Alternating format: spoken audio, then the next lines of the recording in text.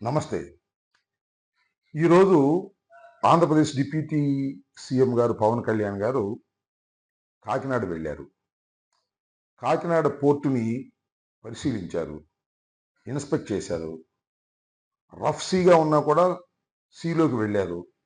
అక్కడ కొన్ని షిప్పుల్ని పరిశీలన చేసి ఒక షిప్‌ను పట్టుకున్నారు.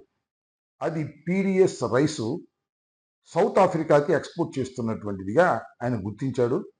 దాన్ని సీజ్ చేయమని అధికారులను ఆదేశించారు. దీనిలో అర్థమవుతుంది ఏమిటంటే కూటమి ప్రభుత్వం వచ్చి 6 మాసాలు అవుతున్నా యథేచ్ఛగా పీడీఎస్ రైస్ కాకినాడ నుంచి సరఫరా అవుతున్నాయి ఇతర దేశాలకి అని. వైఎస్ఆర్ కాంగ్రెస్ పార్టీ అధికారంలో ఉన్నప్పుడు కాకినాడ ఎమ్మెల్యేగా ఉన్న చంద్రశేఖర్ రెడ్డి గారే దీని అన్నిటికీ కారణమని, ఆయనే ఈ ఎక్స్పోర్ట్ మాఫియాకి లీడర్ అని మీరు ప్రచారం చేశారు, తెలుగుదేశం వారు ప్రచారం చేశారు. ఆయన ఇప్పుడు అధికారంలో లేరు. వైఎస్ఆర్ కాంగ్రెస్ పార్టీ అధికారంలో లేదు. మీరు అధికారంలో ఉన్నారు. కాకినాడ రూరల్ ఎమ్మెల్యే మీ వారే, కాకినాడ ఎమ్మెల్యే మీ వారే. అయినా ఎందుకు జరుగుతుంది ఇదంతా? ఎందుకు ఎక్స్పోర్ట్ జరుగుతుంది? దీన్ని బట్టి మీకు అర్థమవుతుంది ఏంటి? ఈ ప్రభుత్వం పీడీఎస్ రైస్ని అరికట్టడంలో పూర్తిగా విఫలమైంది అనేది మీరే చెప్పారు. మేం చెప్పలా. ఇక్కడ కాదు, కాకినాడ వెళ్ళి మీరు చెప్పారు. కొన్ని ఆశ్చర్యకరమైనటువంటి అంశాలను కూడా మీరు కోట్ చేశారు. నేను కాకినాడ పోర్టును సందర్శించడానికి, ఇన్స్పెక్ట్ చేయడానికి వస్తుంటే సీపోర్టు వాళ్ళు కోఆపరేట్ చేయటం లేదు, పోలీసు యంత్రాంగము కోఆపరేట్ చేయటం లేదు, అదేవిధంగా పౌర సరఫరాల శాఖ అధికారులు నాకు కోఆపరేట్ చేయటం లేదు. రావద్దు అని చెబుతున్నారు, మెత్తగా వాయిదా వేసుకునే పరిస్థితి చేస్తున్నారు. అయినా తెగించి నేను ఇవాళ వచ్చాను అంటే ఏంటి దీని అర్థం? మీ అధికారులు మీకు సహకరించడం లేదు, అంతే కదా. ఎందుకు సహకరించట్లేదు వాళ్ళు? మీ అధికారులే దీనిలో కుమ్మక్కైపోయారని అర్థం. అధికారులు ఒక్కరే కుమ్మక్కైపోయారా? కాదు. ఈ రాష్ట్రంలో నేను మీకు సవినయంగా మనవి చేస్తున్నాను, డిప్యూటీ సీఎం గారు, ఈ రాష్ట్రంలో ఉన్నటువంటి కూటమ శాసనసభ్యుల్లో 168 మందిలో ఒక 10% 15% మినహా అందరూ కూడా పీడీఎస్ రైస్ దగ్గర డబ్బులు దండుకుంటున్నారు, మామూలు తీసుకుంటున్నారు. మామూలు తీసుకుని తమ తమ నియోజకవర్గాల్లో ఆ రైసుని బస్తాల్లోకి ఎత్తి కాకినాడ పంపిస్తున్నారు. కాకినాడలో మీ నాయకులే రిసీవ్ చేసుకుంటున్నారు. వాళ్ళు డబ్బులు వాళ్ళు తీసుకుంటున్నారు.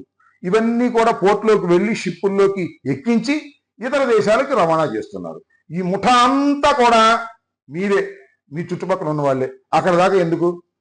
మీరు ఇందాక ప్రెస్ మీట్లో చాలా విషయాలు మాట్లాడుతున్నప్పుడు కుడి ఏమో కూర్చున్నారు కదా, ఒకరు కాకినాడ ఎమ్మెల్యే గారు, ఆయన పీడీఎస్ రైస్ కింద ఎంత మామూలు తీసుకుంటున్నారో మీకు తెలుసుకోండి. ఇంటెలిజెన్స్ రిపోర్ట్ తెచ్చుకోండి. ఆయనే కాదు, నానాజీ, ఆయనే కాదు, మొత్తం కూటమి ఎమ్మెల్యేలు అందరి దగ్గర కూడా మీరు రిపోర్ట్ తెప్పించుకోండి. దానిలో చాలా తేడా తెల్లవిగా అర్థమవుతాయి. ఈ పక్కన మీ పౌర సరఫరాల శాఖ మంత్రి గారు ఉన్నారు కదా, ఆయన తెలియకోవడం జరుగుతుందా? ఆయన చాలా మిల్లు మీద దాడి చేశాడు, చాలా చోట్ల సీజ్ చేసినట్టుగా పత్రికలు వచ్చాయి. కానీ ఎక్కడా కూడా ఆగనటువంటి పరిస్థితి కనిపిస్తా ఉన్నది. ఆయన కూడా దీనిలో పెద్ద వాటాదారుడు అనే విషయం మీకు తెలుసో తెలీదో నాకు తెలియదు. తెలిసి కూడా తెలియనట్టు నటిస్తున్నారా, లేక తెలుసా అనేది ఆ భగవంతుడికే తెలియాలి, ప్రజలకే తెలియాలి అని కూడా ఈ సందర్భంగా నేను చెప్పదలుచుకున్నా. ఇది నవంబర్ 16వ తారీఖున ఈనాడు మొదటి పేజీలో వచ్చినటువంటి వార్త. ఏమని రాశారంటే దానిలో రెచ్చిపోతున్న రేషన్ మాఫియా,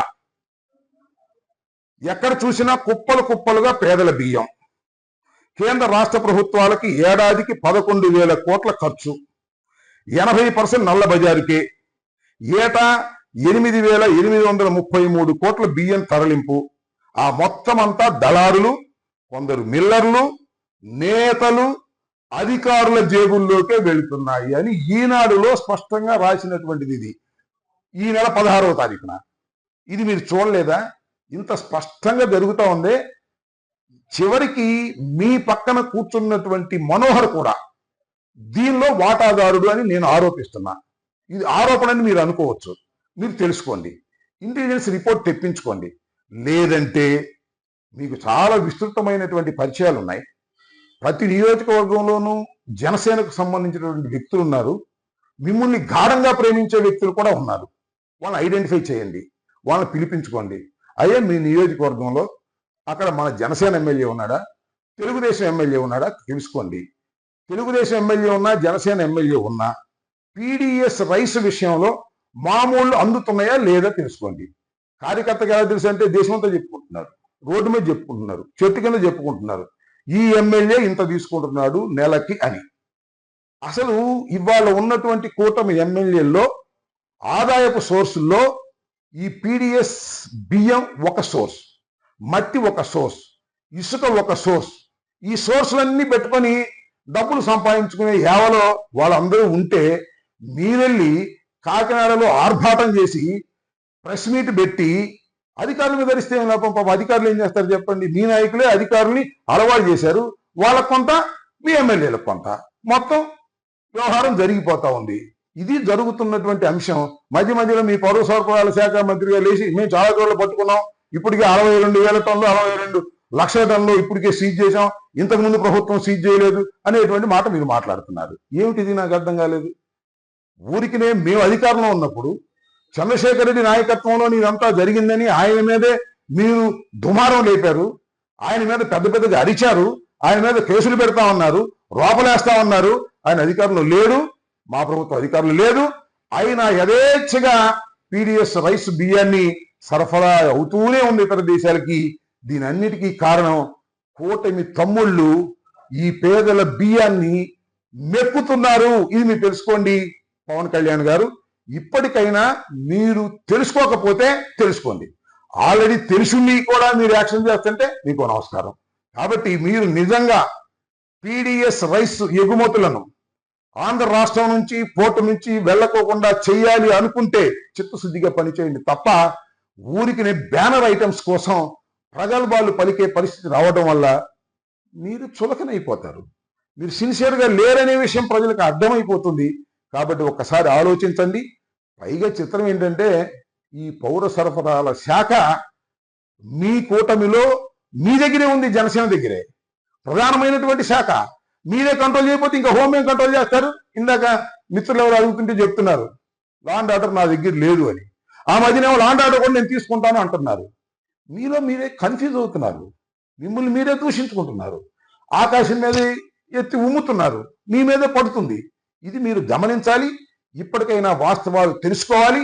ఇవాళ పీడిఎస్ రైస్ కాకినాడ నుంచి విచ్చలవిడిగా ఎగుమతి అవుతుంది, దానిలో డబ్బులు తీసుకుంటున్నారు అంటే అది కూటమి ఎమ్మెల్యేలదే బాధ్యత, ఈ ప్రభుత్వానిదే బాధ్యత అనే విషయాన్ని విస్మరించి ఏదేదో మాట్లాడితే ఏమీ ప్రయోజనం ఉండదని మీకు తెలియపరుస్తున్నాను. ధన్యవాదాలు.